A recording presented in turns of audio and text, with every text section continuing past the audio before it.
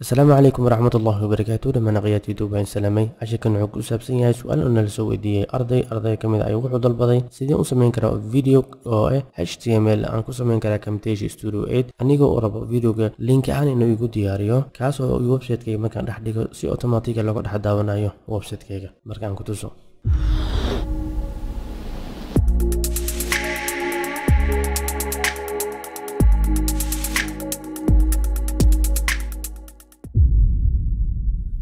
waxaa samaynaysaa camtasia studioga soo fur kadibna markaan camtasia studio soo furtid waxaan diyaarsanaynaa videogii aan ku editing garay lahayn videoga ayaa import soo leedahay videoga ay rid ayaa soo qaadanaysaa anigu mid ayaa i diyaarsan tusaale ahaan ka sameynaa kadibna dragon ayaan ku sameynayaa si aan timelineka usoo geliyo kadib markaa timelineka dragon kusoo gelisid waxaa sameynaysaa in tusaalahaan videogan markaan rabo inaan u sameeyo isla markii produce ay shar waan leeyahay laakiin sida aan rabo aan sameeyo marka background ka iyo waxyaabaha rabo inaan ka bedelo waxyaabaha aad u sameyn kartaa marka inta ayaa tagaysaa kadibna waxaa leedahay background color-ka white ka kuma qurux badna habkii aniga markaan rabo u sameeyna tan waxaan ka wada kaliya in uu qofka wuxuu rabo ka sii bedeli karo kadibna waxaan leenahay okay ayaa leedahay kadibna videogaaga in markaad diyaarsatid haddii videogaaga ay jajarad u baahan yahay adiga le sida aad ku sameynay split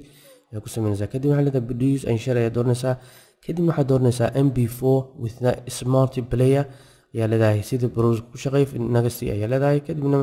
magaca u sameyshay meesha ku save gareeleed kadibna finish ayaa leedahay isla markii videoga wuxuu aadaa render fadlan la soco videoga markasta aad video sameynaysay camtasia studio 8 waxaa la socotaa dhammaan wixii kuu sheedan oo browser isticmaalaysad iska wada xir waa inuu kaliya shidan yahay barnaamijkan camtasia studio 8 haddii kale quality-ga videoga ayaa kaa xumaanaya la soco sidaas kadibna finish markaad aadid si automatic adoon finish taaban wuxuu kusoo saaraya browserkay ku furaa marka waxaan leeyahay browserka automatickaas ku fura ayaan leeyahay okay ayaan dooranayaa si automatic website-ka caadi ayuu u furmayaa isla markiina wuxuu kusoo saaray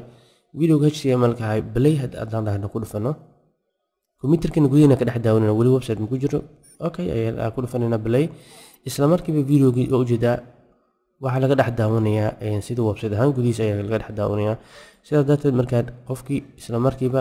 sidaas ayuu sameeyaa video quality-giisa intuu ka dooran karaa zoomka waa ujeedaa waxay dhan waa ku diyaarsan yahay